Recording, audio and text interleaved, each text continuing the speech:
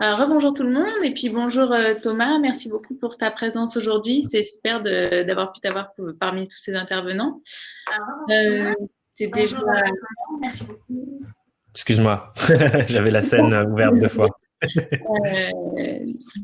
euh, du coup, tu es déjà bien connu dans le cercle des freelances, mais voilà, je vais te laisser te représenter rapidement pour les indépendants grenoblois et puis nous parler de ce que tu vas nous raconter cet après-midi. Ouais, carrément. Merci beaucoup pour la petite introduction et l'invitation, Marie. Trop content d'être là. Effectivement, c'est, je crois, la quatrième ou cinquième petite conférence que je donne sur ce Tour de France de les Indés et je suis très heureux d'arriver à Grenoble. Je suis venu une seule fois pour la petite histoire à Grenoble parce que je suis allé faire une petite rando dans la montagne à côté. J'avais beaucoup aimé le petit centre. J'avais mangé dans un resto, je sais plus lequel, mais c'était très bon et du coup, ça me donne très envie de revenir. Donc, peut-être l'occasion de venir découvrir les coworking du coin dont les intervenants juste avant ont parlé. Pour ceux qui me connaissent pas, historiquement, je suis indépendant moi aussi. Je me suis lancé en 2016 à la fin de mes études et j'ai travaillé pas mal dans l'écosystème startup parisien sur des sujets de stratégie de marque et comment est-ce qu'on incarne une marque sur toute la suite sur le marketing. Et du coup, j'ai fait ça pendant les dernières années. Et cette année, après 2 années à construire une activité complémentaire d'accompagnement pour les indépendants, notamment au travers de mon podcast Young, Wild and Freelance, que certains écoutent peut-être. D'ailleurs, s'il y a des gens qui écoutent Young, Wild and Freelance, n'hésitez pas à le mettre dans le chat. Je serais curieux de savoir s'il y a des auditeurs. Mais du coup, depuis que j'ai lancé ce podcast et d'autres projets autour, je trouve de plus en plus ma place dans cet écosystème de créer des choses qui aident les indépendants à se développer en tant que personne et aussi en tant que professionnel. L'année 2021 marque la première année où je vais me donner à 100% à ça, donc je prends plus de mission client et je vais me concentrer que sur le contenu, l'accompagnement, les formations et ce que j'appelle les expériences pédagogiques. Du coup, c'est le début d'une grande année pour moi et je suis ravi d'être là pour parler du sujet du jour qui fait lien avec ce qui a été raconté avant, qui est le cerveau collectif, que je vais vous expliquer juste après ce que c'est. Euh, et comment est-ce qu'on peut utiliser le cerveau collectif pour progresser en tant que personne et progresser dans son activité. Eh bien, super, ça fait un joli programme tout ça. Du coup, là, je te laisse présenter et puis à tous, vous pourrez retrouver Thomas pour des questions, des échanges questions-réponses en suivant dans la session. Donc voilà, Yes. bonne présentation. Merci Marie, à tout à l'heure. Tout à l'heure. Du coup, je vais vous partager mon écran. Hop, tac. Normalement, vous devriez le voir. Cool. Et merci Mélodie d'avoir partagé le lien du podcast pour ceux qui ne connaissent pas. Comme les personnes dans l'intervention juste avant partageaient, et ce que je trouve être d'ailleurs très vrai et de très fort sur les espaces de coworking, c'est les liens qu'on peut y tisser et l'apport que ça peut avoir dans le développement de notre activité de freelance. Partager juste, je crois que c'était avant-hier sur Instagram, le fait de dire que l'indépendance, c'est une série de rencontres. Et les rencontres qu'on fait avec les autres êtres humains, d'autres indépendants, d'autres personnes, nos clients, toutes les belles personnes qu'on peut croiser sur cette route de l'indépendance, toutes ces rencontres, elles forgent un peu le développement de notre activité. Et ça parle du coup du sujet dont je voulais parler aujourd'hui, qui est le sujet du cerveau collectif. Et j'engage cette petite conférence avec une citation que j'aime beaucoup, qui est une citation de Miles Davis. Pour ceux qui Miles Davis, c'est, je pense, une des personnes qui a le plus influencé le jazz. Et Miles, il dit « is freedom ». Le savoir, c'est la liberté. Et j'imagine que la liberté, c'est un mot-clé qui va parler à pas mal de gens ici. En tout cas, avec toutes les interviews et les rencontres que j'ai fait avec des freelances et des indépendants, je sais que le mot-clé liberté, c'est un truc important pour nous. Et d'ailleurs, dites-le aussi dans le chat si vous vous êtes lancé en partie pour davantage de liberté dans votre vie professionnelle. Je suis curieux de le savoir. Mais du coup, j'adore cette citation. Mais ce que j'adore le plus là-dedans, c'est presque pas le côté liberté, c'est le côté knowledge, savoir. Quelque chose que moi, j'aime particulièrement dans mon activité de freelance et mon activité d'indépendant, c'est la vitesse folle à laquelle j'apprends. Depuis, du coup, septembre 2016, quand je me suis lancé, j'ai l'impression de n'avoir jamais autant appris et j'ai l'impression que c'est exponentiel d'ailleurs d'année en année. J'ai jamais autant appris de choses que depuis que je suis à mon compte. Et je trouve ça vraiment passionnant à quel point tous les jours, à chaque fois que je fais face à des nouvelles expériences, des nouvelles découvertes, des nouveaux clients, des nouveaux projets, des nouvelles personnes, j'ai l'impression d'apprendre toujours de plus en plus, de plus en plus, de plus en plus. Et je trouve que c'est quelque chose qui est vraiment particulièrement vrai quand on est indépendant, peut-être plus que dans nos vies salariées d'auparavant. Moi, j'ai fait toutes mes études en alternance, donc j'ai un peu goûté à ça. J'ai pas l'impression que j'étais autant dans une phase d'apprentissage. Et ça touche à quelque chose qui est assez intéressant, cette phase d'apprentissage accéléré quand on est indépendant, qui vient d'un livre que je ne sais pas si vous connaissez ce livre, mais il s'appelle The 100-Year Life. J'en parlais pendant un des épisodes de podcast avec Laetitia Vito de ce livre, qui est vraiment très, très intéressant et qui pose un cadre plutôt intéressant sur comment est-ce qu'on vit nos vies aujourd'hui. Et on a vu des exemples de digital nomadisme juste avant à qui que ça a parlé. Et il dresse dans ce livre un regard en disant que il n'y a pas si longtemps que ça, on était dans un modèle qu'on appelait un modèle de vie qu'on pourrait dire un modèle en 3 phases. Et ils appellent ça stage life. Comment ils schématisent ce modèle de vie en 3 phases. Ils disent en gros, jusqu'à il n'y a pas si longtemps, le modèle classique d'une vie dans notre société, c'était on apprend, on va à l'école, on va à l'université, on apprend un métier, on se forme, peut-être qu'on fait un apprentissage, etc., etc. Puis, basé sur ce socle de connaissances, à peu près 25 ans de notre vie, on va dire, on va travailler pendant une grosse période au milieu, mais on travaille avec le bagage de notre apprentissage de l'époque et on travaille. Et ensuite, une fois qu'on a fini dans la phase retraite. Et ils expliquent que ça, c'est le modèle sur lequel la société s'est construite dans les dernières décennies et peut-être les dernières centuries, on dirait en anglais, je ne sais plus comment dire en français. Et du coup, ils posent ce constat-là. Et ils disent, aujourd'hui, dans le monde dans lequel on évolue, c'est en train de se transformer et le mode de vie en 3 phases pour plein de raisons, avec la longévité, le fait qu'on vit de plus en plus longtemps, donc on travaille de plus en plus longtemps, etc. Ça ne fonctionne plus, ça ne peut plus fonctionner. Et on rentre davantage, de par aussi le cycle des gens, le cycle des humains que nous sommes. Dernier siècle, merci Auria, je perdais le mot. On rentre dans quelque chose qu'ils appellent the multi-stage life, où on n'est plus sur un mode de vie, une vie en 3 phases, on est sur une vie avec une infinité de phases. Et du coup, un rapide exemple pour l'illustrer. Commencer par aller à l'école, parce qu'à un moment donné, on va tous à l'école, on apprend des choses, etc. Peut-être on voit de plus en plus des étudiants qui, quand ils ont fini leurs études, ils se disent, bon, ben, avant de commencer à travailler, je vais partir voyager. Donc peut-être que là, il y a une phase voyage, exploration, tour du monde, etc. Bon, en période Covid, c'est peut-être moins le cas, mais en tout cas, sans la phase Covid, on va dire qu'il y a ça. Ensuite, une fois qu'on a fait le voyage, peut-être que la personne s'est découverte une passion en voyageant pour l'exploration et la photographie, et qu'elle devient, disons, photographe reporter ou photographe aventurier qui va prendre des photos dans le monde entier de plein de paysages incroyables et faire ça pour des marques, etc., etc. Donc, une période de travail de cet ordre-là. Peut-être ensuite, il y a une petite crise existentielle qui arrive après. On va remettre en cause. Je voyage, je vois toutes ces choses incroyables, etc. Mais est-ce que je contribue vraiment quelque chose au monde? Est-ce que je contribue vraiment à d'autres? Peut-être qu'après, du coup, on va devenir enseignant et se dire, en fait, avec tout ce que j'ai découvert sur la culture, sur les différentes populations dans le monde, j'ai rencontré des tribus, j'ai rencontré tellement de différentes cultures, je vais devenir professeur, enseigner cette ouverture sur les cultures du monde. Peut-être que quand on a fini ça, on se rend compte que finalement, il y a moins le côté créatif, ça me parle moins, et on se met à faire des documentaires culturels et créer des documentaires pour partir à la rencontre de toutes ces différentes cultures et populations.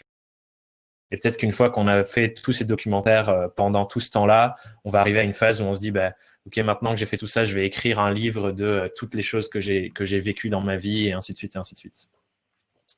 Et du coup, le livre The Multi-Stage Life, et ils disent, on rentre de plus en plus dans ces modèles-là. J'ai l'impression que quand on est indépendant, c'est exactement ça qu'on vit. Il y a Raji qui parle de slasher dans le chat. Slasher, j'ai l'impression, c'est faire tout ça en même temps à un seul moment donné, mais aussi c'est jusque dans les différentes étapes de vie. Et je pense que nous tous ici, on va vivre tout au long de notre vie, et déjà, on a vécu des choses jusqu'à maintenant. On va changer de vie, on va changer de carrière, on va réapprendre, etc. Tout ça en étant obligé, comme je le dis là, d'apprendre constamment. Parce que quand on est dans une vie en multiphase, on n'a pas le choix que de constamment apprendre. Cette personne-là, elle a changé de métier 1, 2, 3, 4 fois dans sa vie, obligée de réapprendre des choses. Donc, on est dans une situation, nous tous, de cette vie multiphase. On n'a pas le choix que de constamment apprendre et où, en plus, on apprend constamment de chaque phase. Parce qu'à chaque fois qu'on change, à chaque fois qu'on rencontre des gens, cette personne-là, elle a eu conscience tout au long de sa vie et elle a appris des choses à chaque étape. Qu'est-ce que ça veut dire? Ça veut dire que l'apprentissage, effectivement, comme dit Auria dans le chat, c'est dans tous les stages et dans toutes les phases. Et c'est ça qui est incroyablement inspirant et que je trouve beau dans la vie d'un indépendant. Ce qui fait que tout au long de notre vie, on va approfondir sans cesse du savoir, on va acquérir du savoir sur soi en tant que personne. Je reviens sur ce modèle-là. Cette personne, elle a appris plein de choses sur elle. À chaque fois, ça permet d'aller plus proche de qu'est-ce que j'ai vraiment envie d'apporter. La photo, ça me permet de savoir que j'ai envie de transmettre. Transmettre, ça me donne envie, ça permet de voir qu'en fait, ce que j'adorais, c'était l'activité. Donc, je fais des films, etc., etc. Donc, du savoir de soi, du savoir du monde et de l'autre, des rencontres qu'on fait, tous les partages, dans l'exemple que je prenais, des populations qu'on rencontre, etc. Et aussi du savoir-faire avec des choses très concrètes qu'on apprend à faire. Il y avait la photographie, il y avait la transmission, il y avait la réalisation de films et ainsi de suite. Et on va tous traverser des phases comme ça dans nos vies. Et on est à chaque jour, à chaque minute qui passe dans notre vie indépendante, on acquiert du savoir sur soi, du savoir sur l'entourage, le monde, les autres, du savoir-faire concret et plein d'autres formes de savoir. Et du coup, ce que je trouve incroyable dans ce mode de vie multiphase qu'on traverse tous, c'est à quel point l'apprentissage est le centre de ça pour nous en tant que personne. Je le disais au début, j'ai l'impression que je n'ai jamais autant appris que depuis que je suis à mon compte et indépendant. Mais c'est là où on va rentrer dans la dimension qui est encore au-dessus, que je trouve encore plus incroyable et encore plus dense et qui me fait personnellement vriller le cerveau, c'est imaginer qu'on mette bout à bout tous ces apprentissages de toute personne, rien que nous les indépendants, mais toute personne sur Terre, tous ces apprentissages mis bout à bout. Si on prend rien que moi là, dans les 4-5 dernières années, tout ce que j'ai appris, et je le cumule avec tout ce que Mathieu a appris dans les 4-5 dernières années, tout ce que Jérôme a appris dans les 4-5 dernières années, ce que Raji a appris dans les 4-5 dernières années, ce que Auria a appris dans les 4-5 dernières années, tout ça, et on met tout côte à côte. Et on relie tous nos différents apprentissages, les cerveaux, les rencontres, etc., toutes ces choses-là. Que j'illustre là sur la slide avec tous ces cerveaux. Imaginez le savoir qu'on a acquiert tous ensemble dans les dernières années de nos vies. Et imaginez ça au niveau d'une ville, d'une société entière, du monde entier. Imaginez un peu la force de ce truc. Et c'est ce que j'appelle, et c'est le titre de cette conférence, le cerveau collectif. Le cerveau collectif, c'est l'endroit où tous les savoirs que toutes les personnes ont acquiert sont réunis. Vous parliez des coworking juste avant.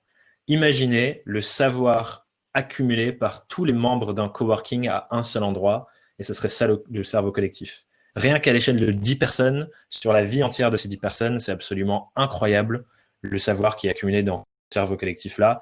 Donc, si c'est pas à l'échelle d'un coworking en local, imaginez à l'échelle de votre réseau avec toutes les personnes que vous connaissez, et ainsi de suite, et ainsi de suite, et ainsi de suite. Et moi, ce truc-là, je me dis, s'il y avait un moyen d'avoir accès à ce savoir, ce serait incroyable. On est tous un peu dans le parallèle, le biais dans lequel on peut tomber quand on devient indépendant, c'est de se dire, voilà, je suis seul, je suis à mon compte, je dois apprendre à faire ci, à dépasser tel problème. Quand je suis face à telle chose et que je ne sais pas comment réagir, il faut que j'apprenne à le faire moi-même. Mais en fait, ce n'est pas forcément le cas. On a notre propre apprentissage, notre propre chemin personnel, oui.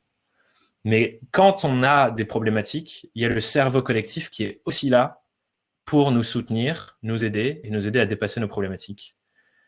Et c'est souvent beaucoup plus rapide d'aller chercher le savoir qui existe déjà dans le cerveau collectif plutôt que de se casser la gueule soi-même et de faire 25 millions d'erreurs alors qu'on pourrait avoir une solution viable dès le début. Et c'est tout le thème de la suite. J'ai envie qu'on se questionne tous ensemble à ce savoir, il existe. Le cerveau collectif, c'est quelque chose de vrai. Ça existe vraiment. C'est juste pas une salle palpable comme la métaphore qui a été créée qui s'appelle la librairie de Babel, la bibliothèque de Babel. C'est une métaphore de un lieu, une bibliothèque où serait stocké tout le passé et de l'humanité et tout le savoir du futur de l'humanité aussi, qui serait stocké à un endroit qui s'appelle la librairie de Babel. Malheureusement, cet endroit n'existe pas. Il n'y a pas un endroit physique qui l'incarne. Mais le cerveau collectif, c'est quelque chose qui existe vraiment. Tout ce savoir qu'on a tous accumulé, il disparaît pas. Il est là, quelque part. Et on peut y accéder. Et la grande question qu'on peut se poser, du coup, je donnais quelques exemples juste avant, c'est quel rapport avec le développement de mon activité? Pourquoi c'est important de savoir qu'il y a un endroit qu'on peut appeler le cerveau collectif où il y a tout le savoir du monde qui est stocké? Comment ça m'aide moi concrètement au quotidien? La première chose qui est intéressante par rapport à ça, c'est tout un modèle que développe Tony Robbins de pensée et d'exercice sur ça. Dans cette citation où il dit « Success leaves clues ». En français, ça donne « La réussite donne ». Et au-delà de ce qu'on pense du monde du coaching, de Tony Robbins, etc., ce que je trouve vraiment intéressant dans cette citation, c'est, donc je la refais en français, « La réussite laisse des indices ». Ce qu'il dit là, c'est toute personne qui réussit à faire quelque chose, devenir digital nomade, c'est un exemple, créer un espace de coworking, c'est un autre exemple, démarrer une activité, vivre, c'est un autre exemple. Toute personne qui réussit à faire ces choses-là laisse nécessairement sur son passage des indices de comment elle a réussi à le faire. Et c'est là où ça commence à être intéressant. Parce qu'on peut se dire, oui, j'ai un chemin personnel d'apprentissage en tant que freelance. Si j'ai envie de devenir digital nomade, ouvrir peut-être un coworking un jour, moi, c'est une aspiration que j'ai de lancer un coworking un jour. Un livre, c'est une aspiration que j'ai aussi. Je peux très bien mener ma propre quête d'apprentissage, comme je le vois ici sur le schéma. Mais quand je suis face à moi-même et mon propre apprentissage, c'est facile de tourner en rond, de faire des boucles, d'apprendre plein de choses, mais de pas forcément avancer dans la bonne direction pour soi.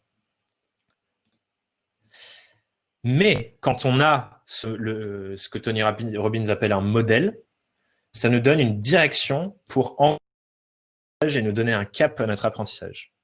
Je m'explique. Quand il dit « la réussite laisse des indices », ce qu'il nous invite à faire, c'est que pour tous les projets qu'on peut avoir dans notre vie, quand on est freelance ou peu importe les projets d'ailleurs, et trouver un exemple de quelqu'un qui a déjà incarné cette réussite, qui a déjà réussi, et de nous inspirer de tous les apprentissages qu'elle a vécu et de tout ce que cette personne incarne pour faire la même chose. Si je veux écrire un livre demain, par exemple, ou non, je vais prendre l'exemple de ce qu'il disait avant. Si je veux ouvrir un coworking demain, la meilleure manière de le faire, c'est pas de me lancer un peu tête baissée dans ma propre expérience, c'est d'aller voir Mathieu, d'aller voir Raji, d'essayer de comprendre comment eux, ils s'y sont pris par le passé pour le faire en sorte que ça réussisse comme ça a réussi pour eux, et c'est quoi toutes les choses que je peux apprendre de leur propre expérience de la vie.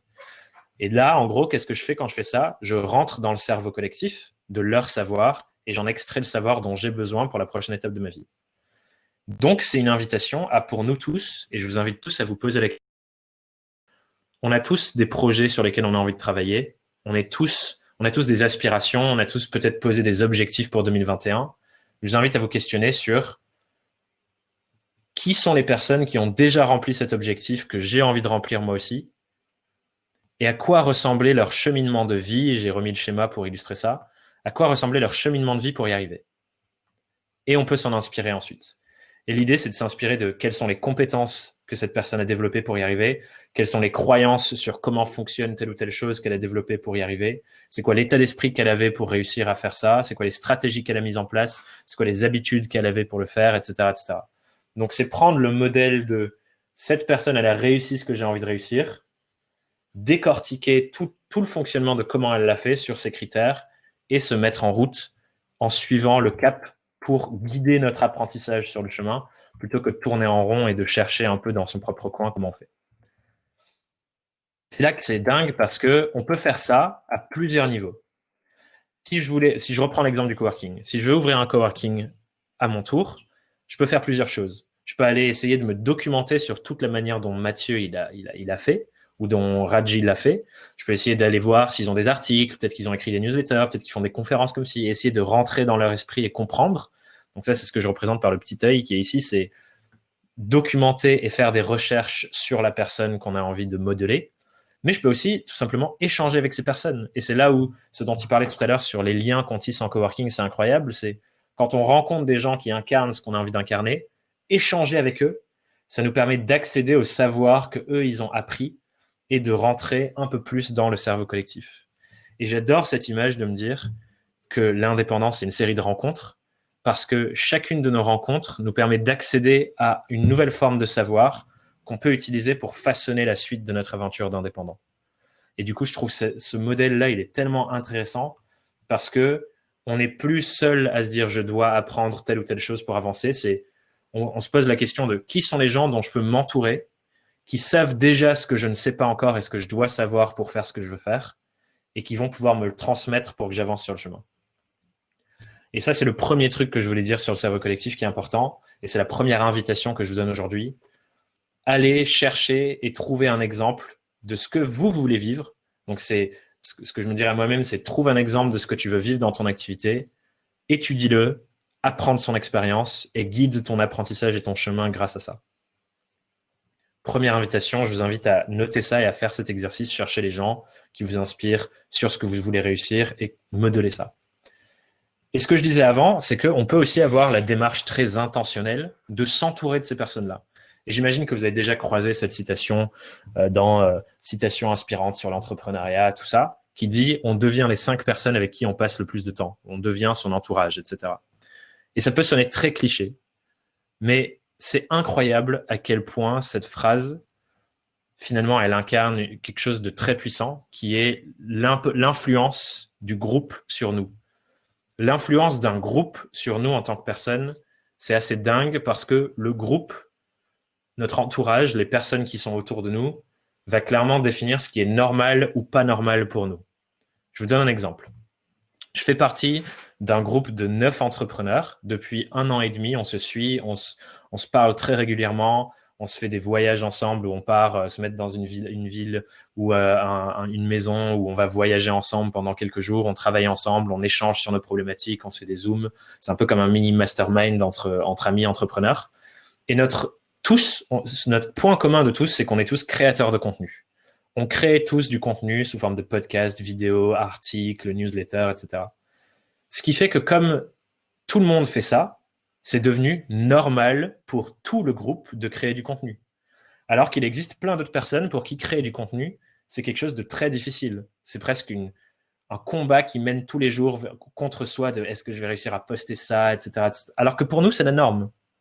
Pour nous, créer du contenu, comme on est dans un entourage de personnes qui ne font que ça, c'est devenu totalement normal et c'est même plus quelque chose sur lequel on se pose des questions. Et ça n'a pas toujours été le cas pour nous tous. Il y a certains d'entre nous, nos premiers contenus à poster sur Internet, c'était vraiment super difficile. Mais comme on était dans un groupe de personnes pour qui c'est devenu la norme, c'est devenu notre norme aussi. Un autre exemple sur le sport.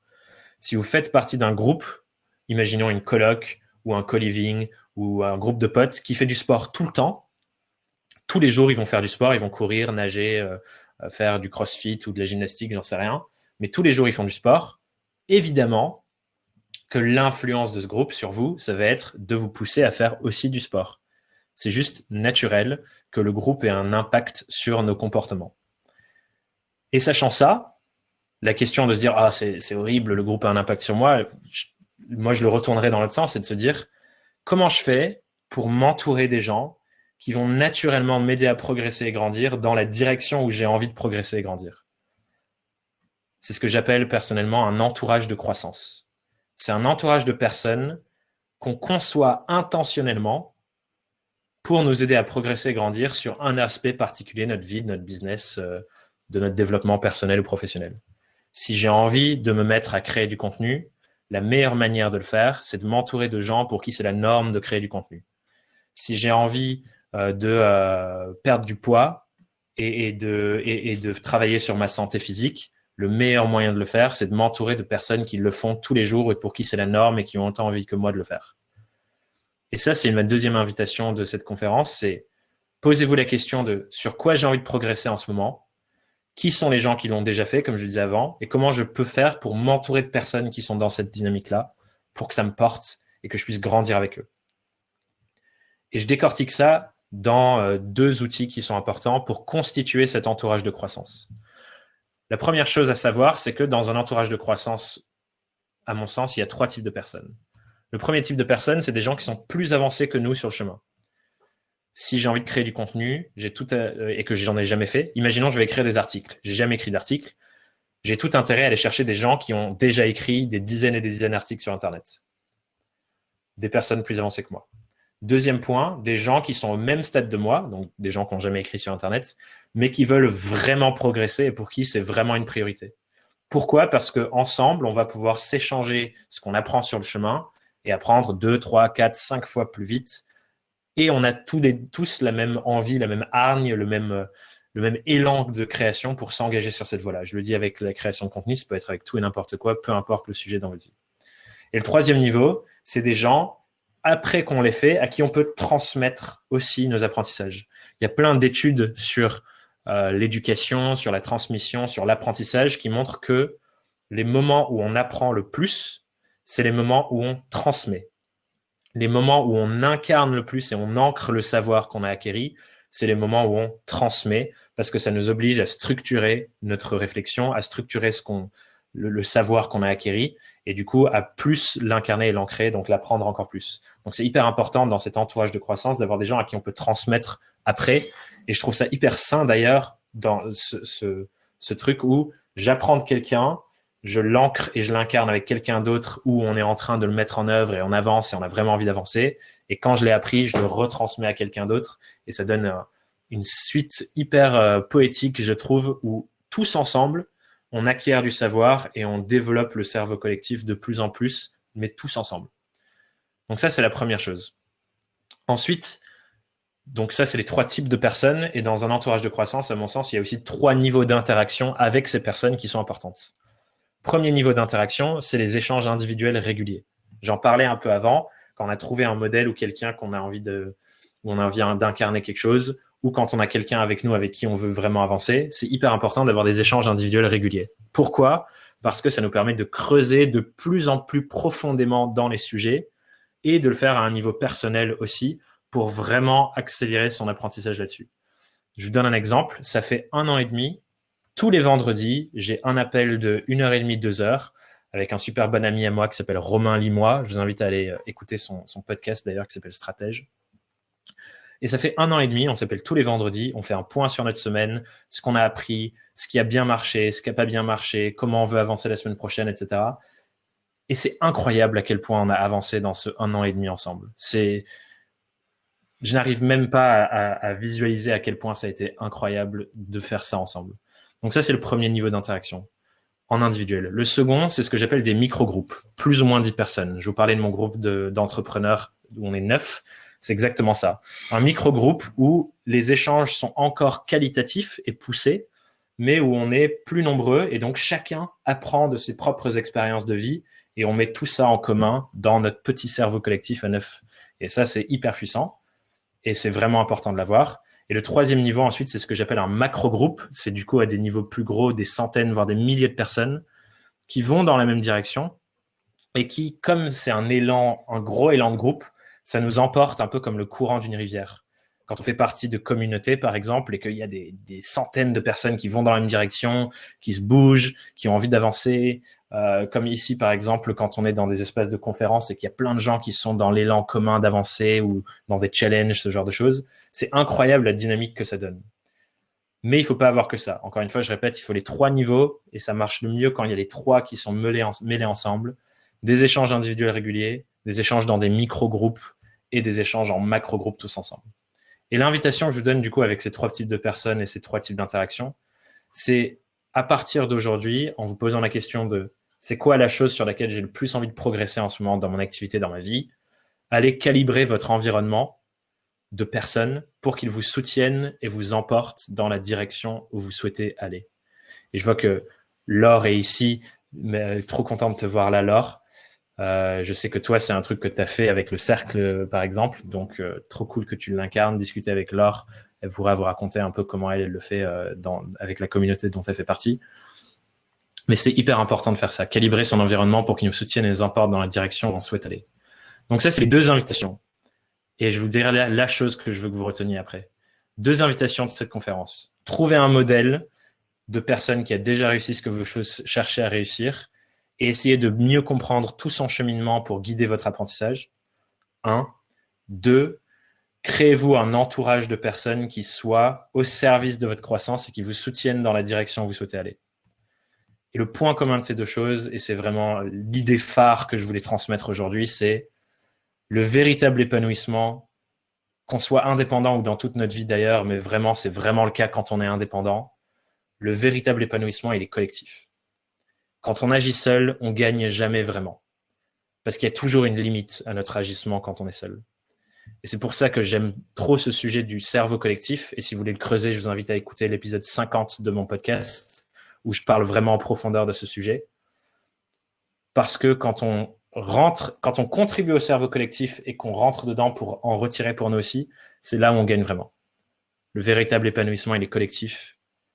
On ne gagne pas vraiment quand on agit seul, on ne gagne que quand on agit en collectif. C'est ça dont je voulais vous parler aujourd'hui. Si vous avez des questions, on peut se retrouver dans une petite session questions-réponses à côté. Du coup, cliquez sur la zone session et il y a une petite salle, je crois, où on pourra discuter. Mais si vous voulez discuter avec moi aussi, retrouvez-moi sur vos réseaux, sur mon site thomasburridge.com, dans ma newsletter. Enfin voilà, il y a plein de contenus dont vous pourrez disposer par là-bas. Merci pour votre écoute. J'espère que ça vous a plu.